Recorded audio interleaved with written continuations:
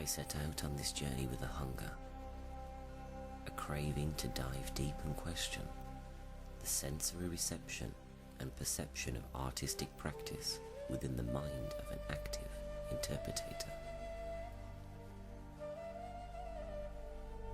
My previous studio interrogations had begun to scratch at the surface into how the human senses can read, embody, engage, and interpret the performance experience.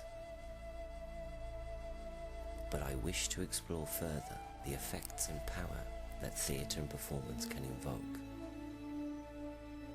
A power which creates an additional dimension towards performance. A process where a combination of both cognitive and corporeal sensory reading, explored through semantic and somatic sensory interpretations, can further fabricate an internal artistic aesthetic.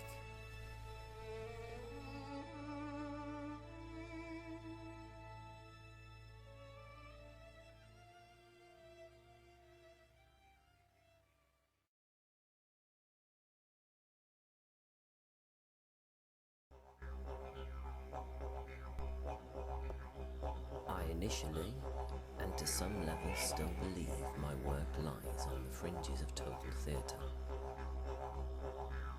drawing heavily upon the effects and applications of multiple artistic resources.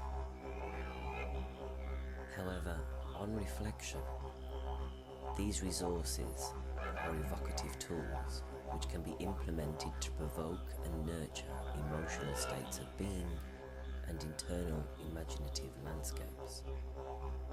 Patrice Pavis defines total theatre as a production that endeavours to use all available artistic resources to come up with a spectacle that appeals to all the senses, thereby creating the impression of a totality and a wealth of meaning that overwhelms the audience. In contrast, he suggests that the term total theatre can be used as an umbrella term and defines Richard Wagner's Gesamtkunstwerk, or global work of art, as a synesthesis of music, literature, painting, sculpture, architecture, stage design, and other elements. This created an interesting point, that although the term total theatre can encompass a large variety of performance work, it contains multiple interpretations of meaning. I needed to be more concise and define the battlefield within the body which would stage, harbour and activate my performance inquiries, a place of embodied perception. It is here I began to understand that the entire phenomenology of the body was indeed my subject, for I am in the world and the world is in me. The phenomenological theory of Maurice Merleau-Ponty was fundamental in my theorizing around sensual and embodied perception, as he argues for the embodied nature of all human perception and being in the world, destroying the subject/object dichotomy and asserting the human body as a continuum of the natural world's sensual experience. His work on the sensory experience, which is achieved with the whole body at once, completely supports the idea that our entire body experiences and perceives the artwork we are viewing, as the experience of the separate senses is gained only when one assumes a highly particularized attitude. My work did not wish to implement a sense of synesthesia, but to viscerally combine the power and value of multiple art forms and their meaning within the body. This in fact complements the work developed by Josephine Macon, of which she places under the umbrella of the synesthetic, a term she uses to define the fusion of cerebral and corporeal cognition. Macon's work is itself the continuation of the neurocognitive condition known as synesthesia, a tool Wassily Kandinsky exploited within his work. The Greek sin, meaning together, and a thesis, meaning sensation and perception, which is defined as the production from the sense impression of one kind on an associated mental image of the sense impression of another kind. I began to explore Macon's concept of the synesthetic in my previous DYD workshops, as I believed that it may well provide conceptual tools which I could use to scrutinize my own project in a current or contemporary manner. As a result, I discovered the synesthetic performance style can make the intangible tangible. Immanuel Kant's theory of the sublime may support this line of thinking, suggesting the faculty of mind transcending every standard of sense. Along with his negative pleasure, where perceptual experiences appear to contravene the ends of our power of judgment, and thus perform an outrage on the imagination.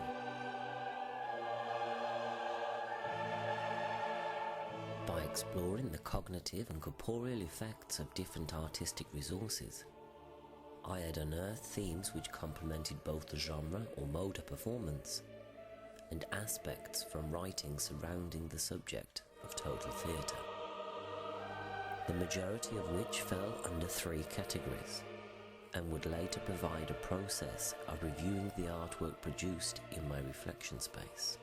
The mood and feeling of the lighting within my research echoed ideas suggested by Adolf Appia. His ideas fall within the design aspect of performance, with a special interest in light, shadows, and symbolism.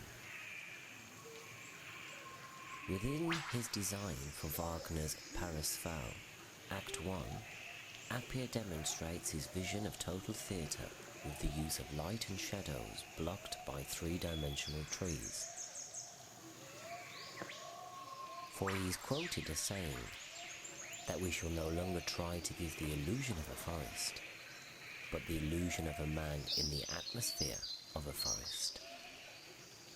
The words atmosphere and illusion are key here, as they became the essence for devising the basic requirements within the idea of provoking a visceral disturbance within my emancipated spectators.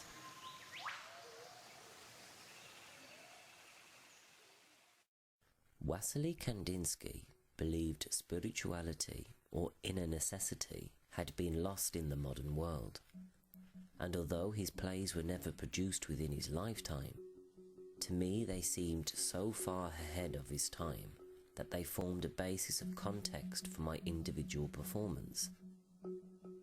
I could directly relate them to contemporary performance, even performance art and installation. This supported my readings and philosophies proposed by Claire Bishop, whom argues that installation art requires its audience to physically enter the artwork in order to experience it.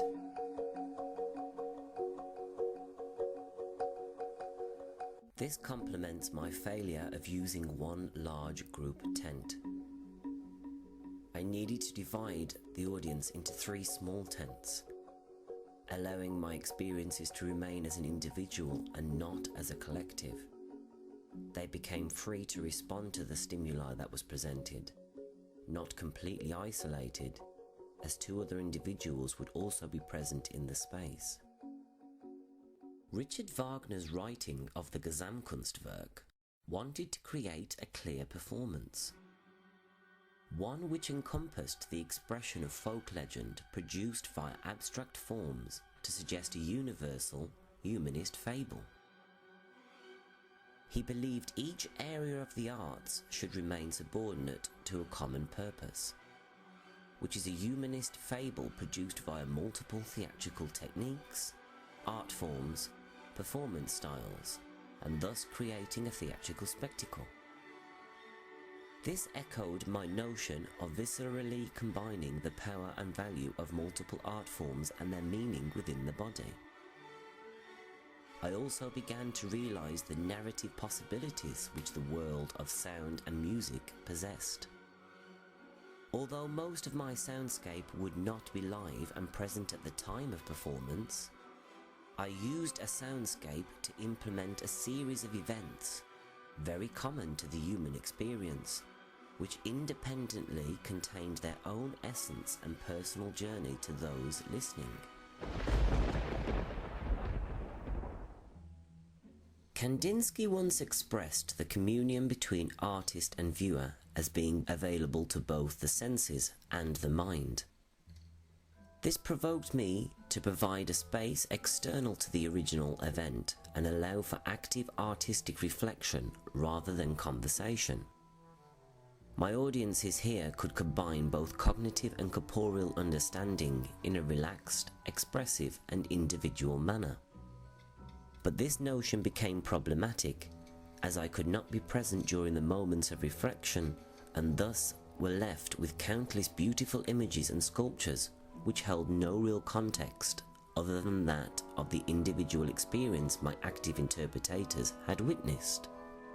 There remained something similar to a secret locked in a moment I had not been completely present at, merely instigated. Although one session was recorded and a dictaphone was available, no one really divulged the essence of the creative reflection. Here lies the power and problematic of Jacques Rancière's notion of the emancipated spectator. For the boundaries of ownership and personal investment of a piece of performance are undefined and blurred when an audience is given back their collective energy.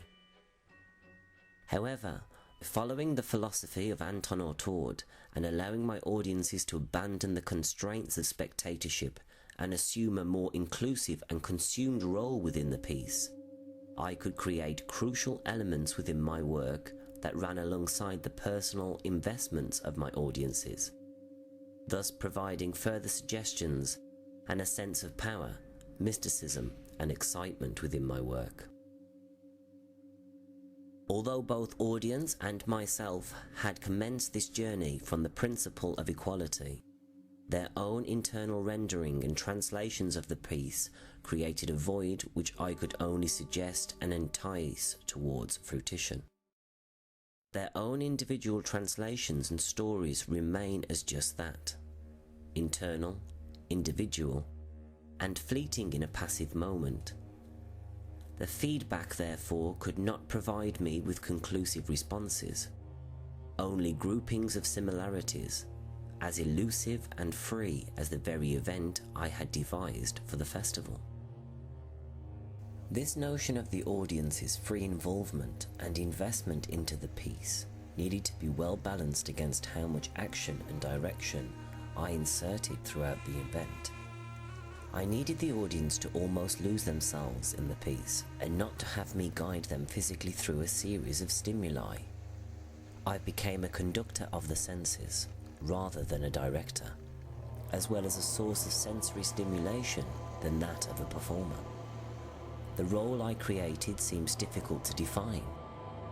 It became a master of ceremonies, all-seeing and fully conscious of the program of events which were unfolding. However, at times the animalistic personification which had been built through my experiments produced quasi-like Lazzi moments of the commedia dell'arte, mini explosions of action which felt organic to the accompaniment of the soundscape and lighting mood. These moments of action were both improvised and rehearsed, and were dictated my initial research experiments from the onset. These experiments unearthed three key elements to the movements of my role. On approach to the tense, I needed to be conscious of my walking and use of my feet. This style echoed themes which are akin to those explored in the world of no theatre, which is also known as the art of walking. In order for me not to be obviously spotted through the thin canvas of the tense, I needed to maneuver quite low to the ground and pivot from the torso. This drove me to explore the choreography of Martha Graham. The very handling of the glow sticks and solar lights expressed definite and defined ritualistic gestures to which me seemed to replicate the elements of Kathakali dance. It is due to the issue of visibility that I painted the outside of the tents in neon colours. On entering the space, the audience would witness them almost glowing under black light, as well as the practicality of limiting the transparency of the tent walls and thus seeing myself move around the space. This in turn requires the active interpretator to almost begin an internal quest of heightening their sensory tools in order to locate my presence while moving around the tents, and begins to directly activate my research question within the piece. On reflection, I'm aware that this became a little problematic, as the magic of the Lazzi-type movement began to escalate as time progressed. The details of these movements were missed. However, they may have remained unseen, but I became very aware that they did not go unnoticed. The vague outline of my body and the audio stimuli produced from the movements of my body did draw attention and focus from the audiences. At times I felt the obscurity of my actions created immense intrigue in the tents.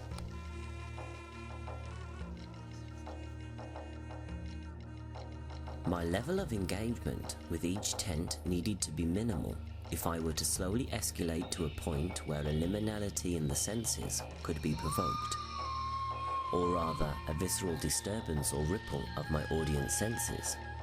Hence I performed as a solo act, only realizing at the time of performance the demand that placed upon my time and interaction with each tent.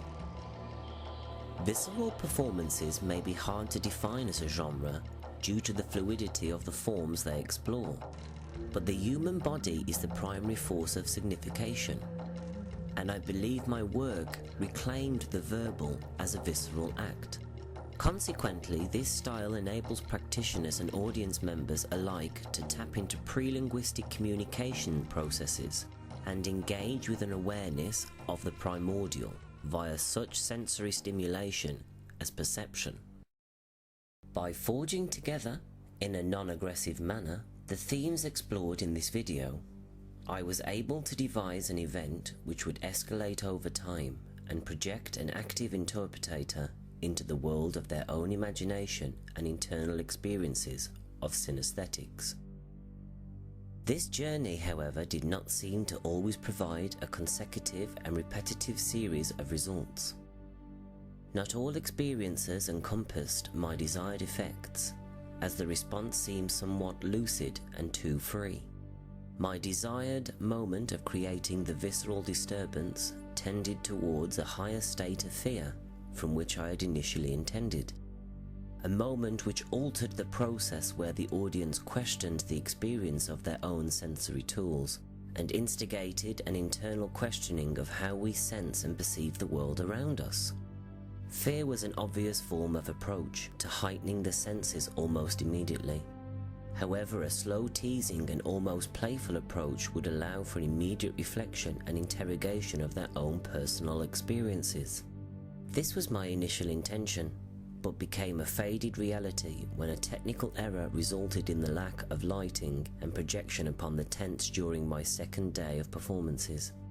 My character seemed more playful and interested in the projection upon the tents than the contents inside on the previous days. This innocence was lost on the second day of performances, and my attention became fixated upon the audience inside the tents. This resulted in 2 almost identical days of performance with 2 very different reflections. However, I do feel that I activated my area of research within the piece, as Aristotle's words of theatre creating a movement in the psyche had always echoed in my ear. In conclusion, I believe I now created a puppetry of the psyche, a term which seems to complement my underlying interests in synesthetic performance. A term where both an active interpretator and the character of the great orange warbler can play at both puppet and puppeteer.